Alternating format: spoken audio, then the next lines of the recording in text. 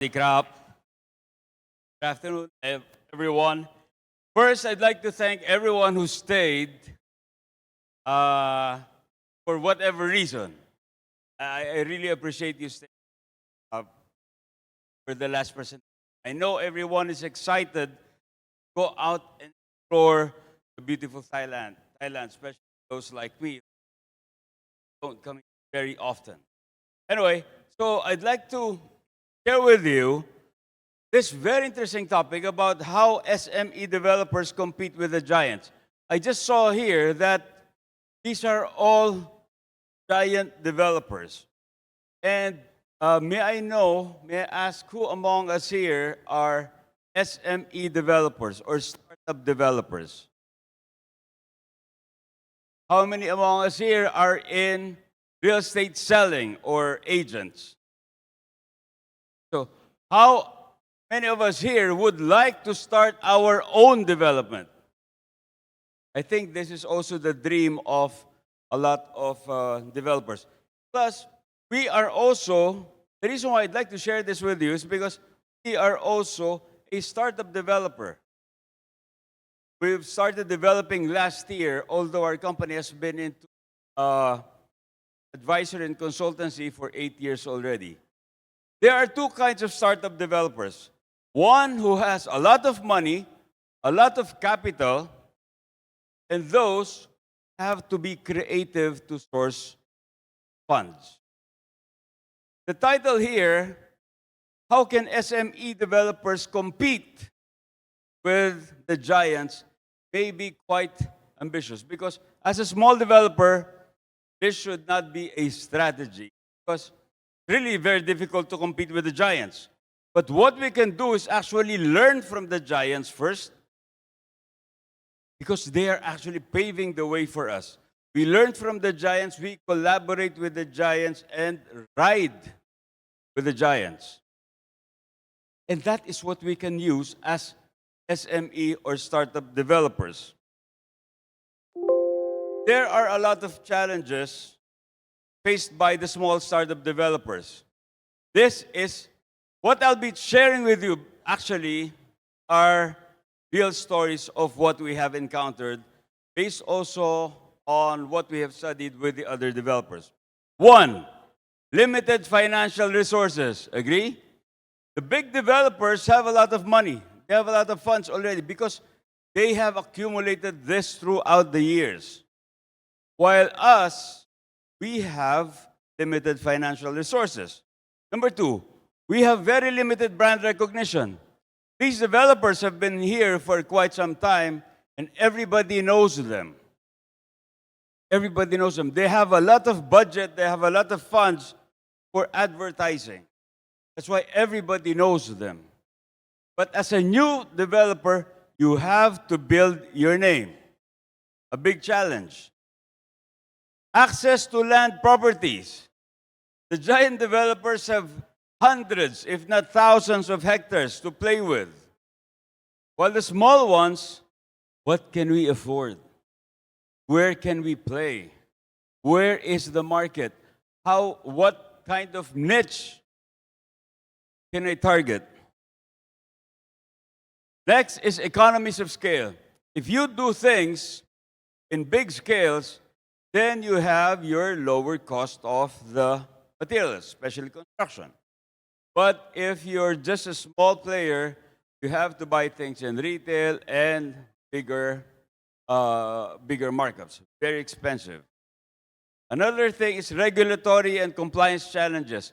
As a new player, sometimes personal experience, we got bullied also because with these regulations.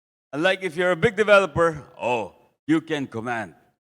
Nobody can bully you, especially if you're a well-known developer. So these are things that if you're planning to be a developer, these are things that may be facing. So what can we do? What can we do? First, if you are a startup developer, think of who will be your niche market. Don't even try to attempt to target the entire market. Just like what Seth Godin, one of the marketing gurus, said, Go on the edges. Find your niche. How many people do you need to buy your projects, your products?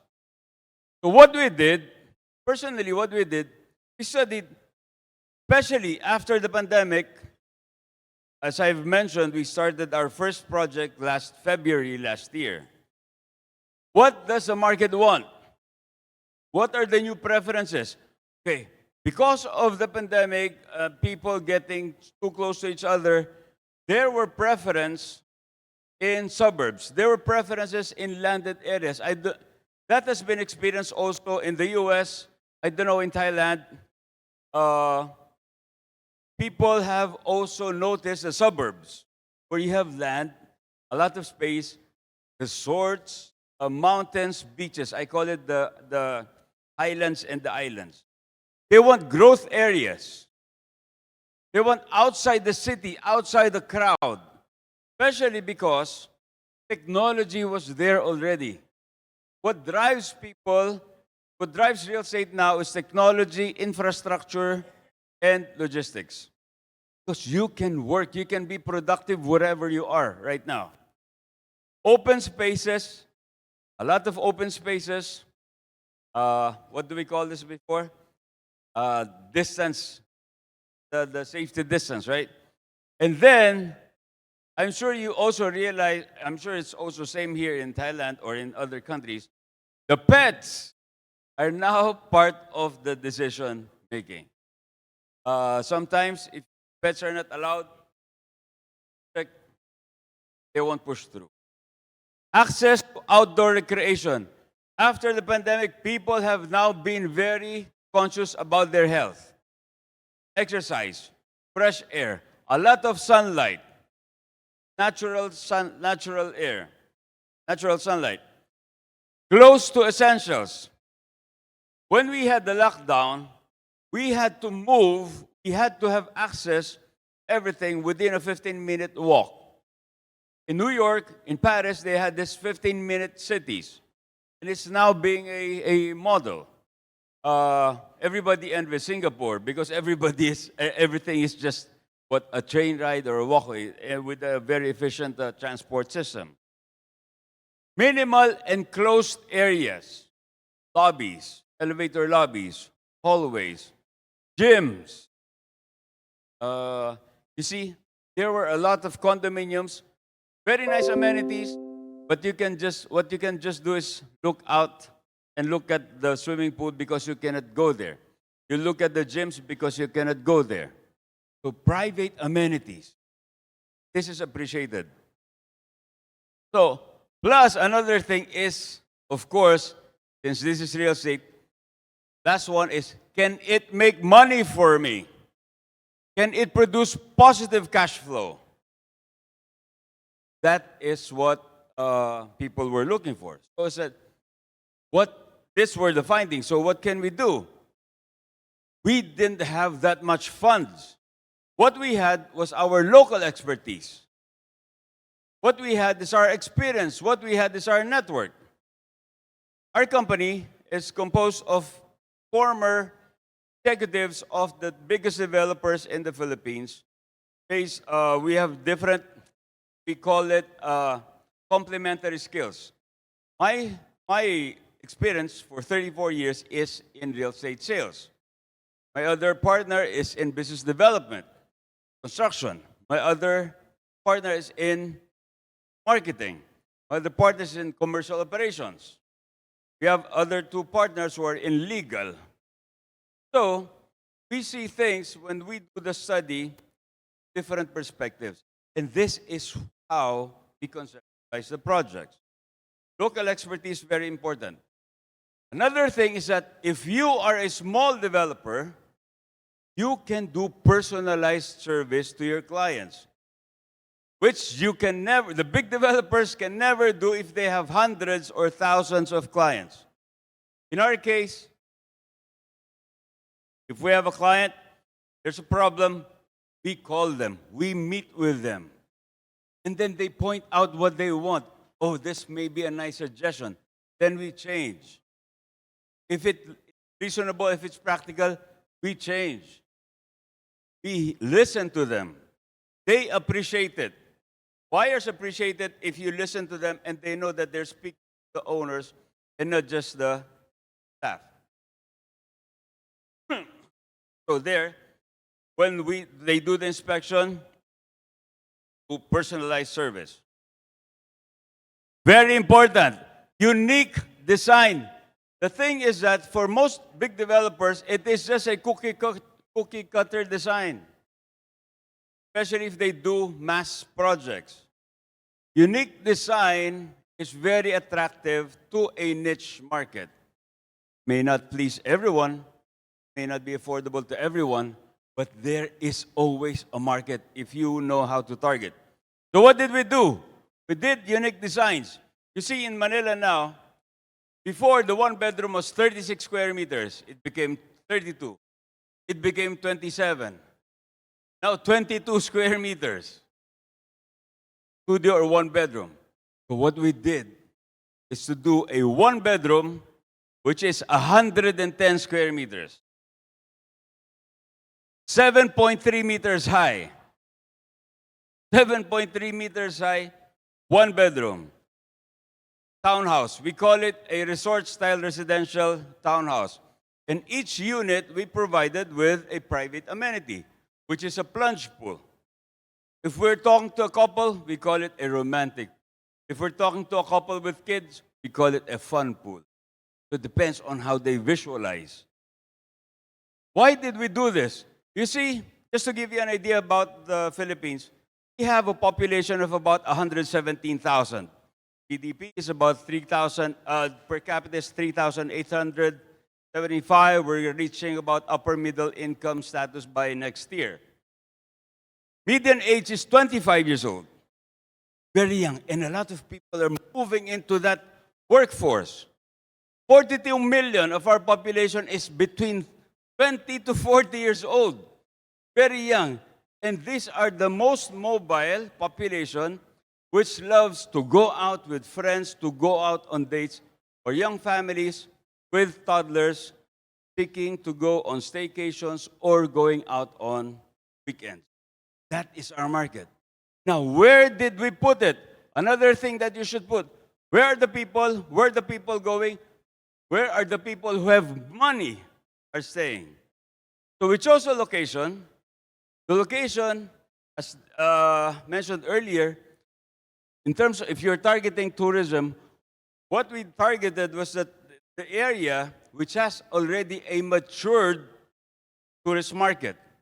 Because of our size, if you are a small developer, you are not yet a value creator. You ride on the value of the area. If you're a giant developer, you can go out in a farm and create value there. But what we did, already a matured market, we just rode there.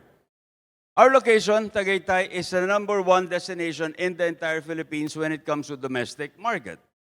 It is located in the region which has the highest GDP, regional GDP in the country. Highest population growth, especially between 19 to 45 years old. But that is a very specific market. They have money, they're there, they're young, they want to move around. This is where we will put it. Very specific. So, we did this in 1 year. What we did, because we cannot afford to have projects which is 5 years to construct and collect minimal amounts every month. We targeted the market who has the money. Just a few, because we need cash flow. We need cash flow. We don't have the funds of billionaires. So, what we did is we did something that can be enjoyed in 1 year, for 1 year. So, this is a result of the study earlier, like a nice, very eco-friendly, a lot of fresh air, cool breeze, very minimal reliance on energy, fantastic view, unobstructed view. You only need energy to charge your phone and your refrigerator.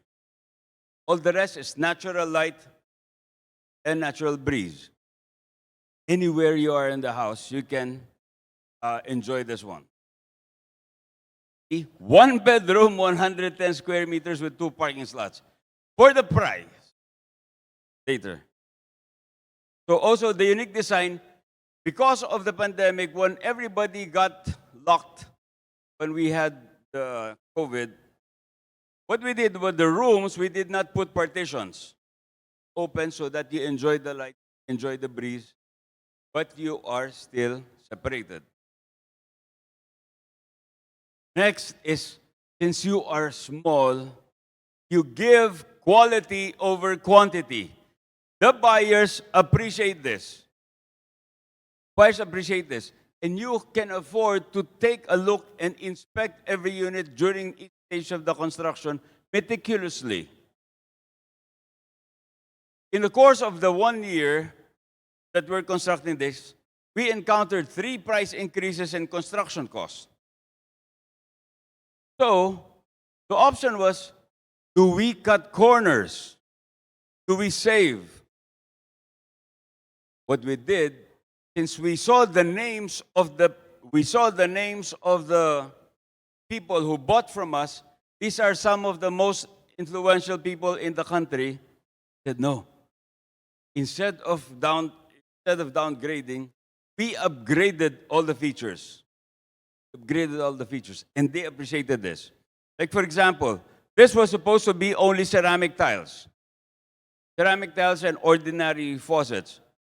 We had branded bathroom fixtures like Kohler, and then we changed everything. Instead of ceramic, we made it granite. We made it porcelain. And they appreciated that. Once you make your high-end clients happy, they are going to be your advertisers. They are the ones who referred the next batch of projects, the next batch of clients to us. This project, another thing, cost efficiency. Since we didn't have money, we didn't have that much funds, we had to do everything, we had to scrimp on everything and make everything simple. We don't have in-house people. We don't have in-house sellers. We had a simple office. All the activities were very simple at the beginning. Started off with a very simple groundbreaking. But after this groundbreaking, 20 days, everything was sold out. And in cash. Or 1 year to pay. That solved the problem. The problem was we didn't have enough funds. Solution was manage cash flow, generate cash flow. Because you've targeted the right market.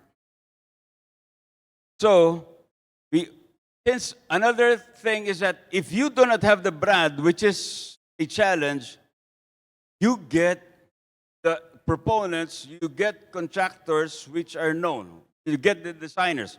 We got one of the top 3 designers or architects in the country. So we got the branded designer, who's the same architect that is being used by the biggest developer in the country. We got one of the most expensive interior designers in the country. They have brands. We don't have brands. So the buyers do not know us, but the buyers know them. This is what I was trying to tell you, that you don't have to compete with the big giant developers. Use them. Learn from them. Ride with them. Another thing is we try to make our operations asset light. So after this one, we ventured into joint ventures. Instead of acquiring lots, just go for joint ventures. And what happened was, after we delivered the projects, the unit owners who bought from us were the ones who offered us, oh, I have a property here, I have a property there. Can we do a joint venture? That was a very good feeling of trust. That was a very good feeling of confidence. So when they visited, they like it. Oh, we have a property. Can you do this in our beach house? In our beach property? can you do this in our mountain property? That was more than the money that we earned, the confidence, the trust. So another thing is that you know that marketing is very costly. Because of the budget, we didn't have in-house. We didn't have to print brochures, the expensive brochures. What we did, we maximized the network, we maximized the online marketing, we did everything digital. Instead of having brochures, we did the digital flip books. When you do the digital flip books, you just send them the link. It sounds like a brochure. When they turn the pages, it feels like the brochure. We'd also do this thing wherein from the USBs to the golf bags to the umbrellas, so that we are highly visible, especially in our target market. Not everybody has it, but everybody who matters. Everybody who matters should see it. However, the quality of your digital marketing collaterals or materials should also be very good. You already saved on the marketing collaterals, the print collaterals, but make sure that your digital collaterals of high quality. So we also get the professionals to do special the video. Okay. We don't like so in short what we did not follow what was ordinary. We do not want ordinary. We want some projects that are unique because this is what catches the attention of the clients. We don't like ordinary. We hate ordinary.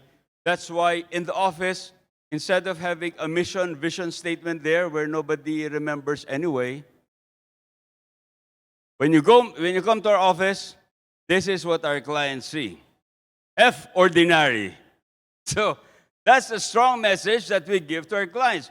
We do not give them ordinary projects. From the concept to the pricing. We love unique because we want to build a better world. Transparency is very important. What we do is that we provide our clients also with a flipbook link which they can open anytime and insert in those pages the construction status every 2 weeks. So if you do that, they don't even have to call you or the agents. Oh, what's happening in the project? They just click the link and they see the latest progress. And they feel confident. And they feel good. They feel happy. And they forward it. They don't even have to call you and refer the client to you. They just forward it to their friends. This is what's happening to our project. Innovative financing. Innovative financing can work 2 ways. If you can afford, just like what most developers are doing, they're doing super stretch payment terms. 20% payable in 6 years, 7 years. We cannot afford that. So what we did, 100% payable in 1 year. Because we have a targeted market. We have declined so many clients because they want 30 months, 36 months. So we had to sacrifice because is this the market that we want? And it worked for us. We have a defined, that's why the neighborhood is fantastic. As they say in real estate, don't buy the house, you buy the neighborhood, right? So that's technology adoption. This has been very useful to us, especially when you want to minimize your cost. Just mentioned earlier, we had our drone virtual tours of the entire mountainside, of the entire area, and we have walkthroughs. The walkthroughs are used by our agents so that they can navigate inside the unit, especially during the time when this was still under construction. But now we have units to show, so they can easily go there. Now, also, since we want to keep the budget low, instead of hosting seminars and feed the agents with coffee and refreshments, we just do Zoom. It's the most economical, and you reach out to a bigger audience. So you save on coffee and sandwiches and everything. Just do Zoom. Yeah, just the internet. Now, so just to summarize, niche markets, use your local expertise, personalized service, quality over quantity. I cannot emphasize this more, the unique design and features. Cost efficiency, joint ventures, effective marketing and branding, transparency, innovative financing. You can only do this if you know your market, if you know your target market, and focus on that target market. So, recommendations. Number one, don't be embarrassed that you are a small developer. You embrace your size as it is an advantage because you can move, you can shift markets, you can scale up not necessarily in one location, but the same niche in different locations. Our buyers from this location already has orders if we build in other locations because they already saw what we were able to build. Decision-making abilities is very fast. I want this changed. It changed, even if, for example, the deck was done already. No, this one's going to be hard to maintain. Change it to tiles. Okay, done. It doesn't have to go through the whole process. It's faster. And then leverage your strengths to offer a unique value proposition to compete effectively with the larger players. Success for small developers hinges on the building robust brand. Your brand is not your logo. Your brand is not your logo. Your brand should be something that people think about when they think about your name. What do you do and how do you do things? That is your brand. Not the design, not just the design. There's always something related to that design, that logo. It is your brand. So, foster trust and consistently deliver exceptional value to your clients. Next is, you highlight your strength and distinctiveness. See, your chosen market. Do not attempt to sell to everyone. Choose your market. Because your strategies can be defined or can be designed directed towards that specific market. If you want to go to the low cost or to the affordable market, it's a different strategy. You want to go to the luxury market, it's a different strategy, different language, different colors, different designs. Focus on your target market. So, that project, we started with a cluster of 7.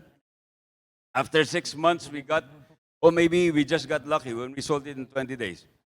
We got another property and sold it for another, less than a month.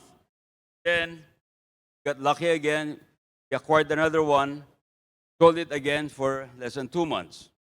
So now, next week, we're launching 73 units. So we're now scaling. Plus, but it's still the same DNA, which means we have private amenities, but nicer, different options now. We have the same thing, a lot of space, a lot of light, best designs. So with that, I hope I was able to share with you some tips, especially for those who would like to go into